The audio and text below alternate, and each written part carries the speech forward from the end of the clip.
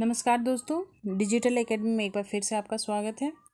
ये हम question paper discuss कर रहे हैं। First year DEd special education first year का क्वेश्चन पेपर डिस्कस कर रहे हैं। जो पेपर नंबर है 6। अब पेपर नंबर 1, 2, 3, 4 एंड 5 आपका प्लेलिस्ट में दे दिया गया है। प्लेलिस्ट में उसको डिस्कस कर दिया गया है। आज पेपर 6 का डिस्कस कर रहे हैं। पेपर 6 हम क्या है, टीचिंग अप्रोचेज एंड स्ट्रेटेजीज, जिसका ड्यूरेशन है आपका 3 घंटे का और मार्क्स है 45 मार्क्स का। ये न्यू पैटर्न की पर आधारित क्वेश्चन है, जो part A, part B, part C and part D में डिवाइड किए गए हैं। तो पार्ट ए का फर्स्ट क्वेश्चन देखते हैं। पार्ट ए का फर्स्ट क्वेश्चन है आपका मल्टीपल चॉइस क्वेश्चन, यानी एमसीक्यू क्वेश्चन, जिसमें आपको 4 ऑप्शन दिए रहेंगे और जो सही ऑप्शन है उसको आपको चूज करना है। जिसमें फर्स्ट क्वेश्चन है आपका, छोटे समूहों में एक साथ काम करने वाले छात्रों को कहा जाता है, यानी क्या कहा जाता है? टीम शिक्षण कहा जाता है, परियोजना कार्य कहा जाता है, सहयोगी शिक्षण कहा जाता है या सहकर्मी शिक्षण कहा जाता है। इसमें आपको जो सही लग रहा है उसको आप चूज कीजिए, ये चारों में से। एंड सेकंड क्वेश्चन है आपका, किसी बच्चे को रुचिकर गतिविधि देना किस प्रकार का पुरस्कार है, यानी कि ये कौन सा पुरस्कार कहलाता है, जिसका ऑप्शन आपको नीचे दिए गए हैं 4, उसमें आपको चूज करना है। इसी प्रकार आपका क्वेश्चन नंबर 3 है आपका, अवांछनीय व्यवहार के लिए बच्चे से पुरस्कार वापस लेना कहलाता है, क्या कहलाता है? ए है आपका अति सुधार, बी विलुप्त होने, सी प्रतिक्रिया लागत, डी टोकन अर्थव्यवस्था।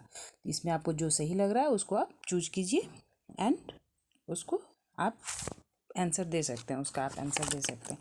ये पार्ट ए का फर्स्ट क्वेश्चन, 3 क्वेश्चन थे एंड पार्ट ए का ही सेकंड क्वेश्चन है हमारा। ये सेकंड क्वेश्चन क्या है?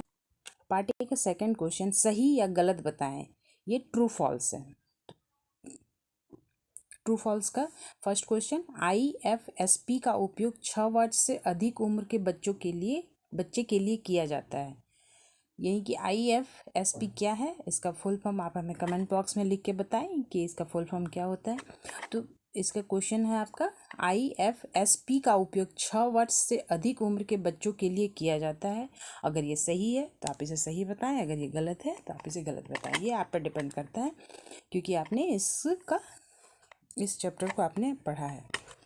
एंड सेकंड क्वेश्चन, सीखने का पहला चरण सामान्यीकरण है, यानी स्टेज ऑफ लर्निंग इन क्या है? स्टेज ऑफ लर्निंग का फर्स्ट स्टेज क्या है वो बताना है आपको।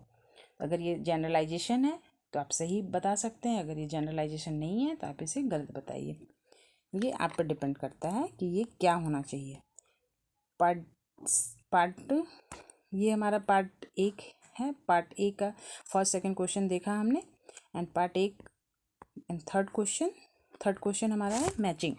थर्ड क्वेश्चन है मैचिंग, आपको दिया गया है। ये पार्ट ए का ही थर्ड क्वेश्चन है, जिसमें मैच द फॉलोइंग, जिसमें एक साइड 1, 2, 3, 4 कर किए हुए हैं एंड सेकंड साइड में ABCD करके बताया गया है।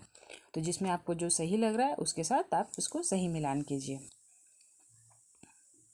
इस प्रकार पार्ट 1 यहाँ पे ख़त्म हुआ एंड पार्ट बी आपका टोटल मार्क्स 10 मार्क्स का है। टोटल इसका 10 मार्क्स का है, जिसमें 5 क्वेश्चन आपके दिए गए हैं 2-2 नंबर के, जिसको आपको बनाना है। और ये है सभी प्रश्नों के उत्तर 1 या 2 वाक्यों में देना है। तो आप यहाँ देख रहे हैं फर्स्ट क्वेश्चन है हमारा, छाया शिक्षण क्या है, यानी शैडो टीचिंग क्या है, आप इसके बारे में बताइए, उसका डेफिनेशन बताइए, उसका क्या है उसके बारे में आपको बताना है। CC क्या है, CCE क्या है, इसका फुल फॉर्म आप उसको बताइए और उसके बारे में क्या जानते हैं आप उसको लिखिए। एंड थर्ड क्वेश्चन, पाठ्यक्रम मूल्यांकन को परिभाषित करें। क्या है ये? करिकुलम एवेल्युएशन, वो क्या है उसके बारे में, यानी उसको परिभाषित करना है। एंड फोर्थ क्वेश्चन, गणित पढ़ाने की कोई 4 रणनीतियाँ लिखाएं, बताएं या लिखिए। तो गणित की स्ट्रेटेजीज क्या है ये आप पढ़े होंगे, तो आप इसका आंसर दे सकते हैं। एंड लास्ट क्वेश्चन, टीच क्या है, टीच का विस्तार लिखें, यानी कि इसको फुल फॉर्म आपको बताना है, जो आप हमें कमेंट बॉक्स में भी बता सकते हैं। इस प्रकार यहाँ पार्ट बी ख़त्म हुआ, ये हमारा 10 मार्क्स का था। एंड पार्ट सी हमारा है 12 मार्क्स का। पार्ट सी 12 मार्क्स का है, जिसमें आपको 4 क्वेश्चन का आंसर देना है। यहाँ आंसर यानी 4 question, each question carries marks 3 marks का है। ये शॉर्ट नोट्स में आपको बताना है इसको। इसका फर्स्ट क्वेश्चन है आपका, इसमें आपका फर्स्ट क्वेश्चन है शिक्षण के सिद्धांतों के बारे में लिखें, यानी प्रिंसिपल ऑफ टीचिंग के बारे में बताना है आपको। मॉन्टेसरी। सेकंड क्वेश्चन है आपका मॉन्टेसरी शिक्षण पद्धति के बारे में विस्तार से लिखें, यानी कि मॉन्टेसरी टीचिंग क्या है उसके बारे में आपको थोड़ा डिटेल बताना है, क्योंकि ये शॉर्ट नोट्स है तो इसका बारे में शॉर्ट नोट्स में आपको बताना है इसको। एंड क्वेश्चन नंबर 3 हस्तलेखन कौशल के लिए शिक्षण रणनीतियाँ लिखें, यानी hand writing skill. Hand writing skill के बारे में आपको उसके स्ट्रेटेजीज को आपको बताना है कि वो क्या है। एंड क्वेश्चन नंबर 4 ASD से पीड़ित बच्चों में सामाजिक कौशल सिखाने की रणनीतियाँ को बताना है आपको। ASD यानी कि ऑटिज्म वाले बच्चे के सोशल स्किल के बारे में आपको उसके स्ट्रेटेजीज को आपको लिखना है। एंड 5 क्वेश्चन समूह शिक्षण के घटक लिखें। समूह शिक्षण के घटक यानी ग्रुप टीचिंग के घटक को आपको लिखना है, कंपोनेंट्स को आपको लिखना है।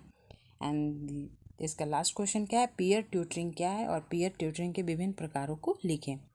इस प्रकार हम यहाँ देख रहे हैं, इस प्रकार यहाँ देखते हैं हम कि ये कितने यहाँ पे छः क्वेश्चन दिए गए हैं। 6 क्वेश्चन में से आपको 4 क्वेश्चन बनाना है। जो आपको अच्छे से आ रहा है आप उसे अच्छे प्रकार से लिख सकते हैं। इस प्रकार यहाँ पे पार्ट सी खत्म हुआ। अब पार्ट डी है हमारा लॉन्ग टाइप क्वेश्चन।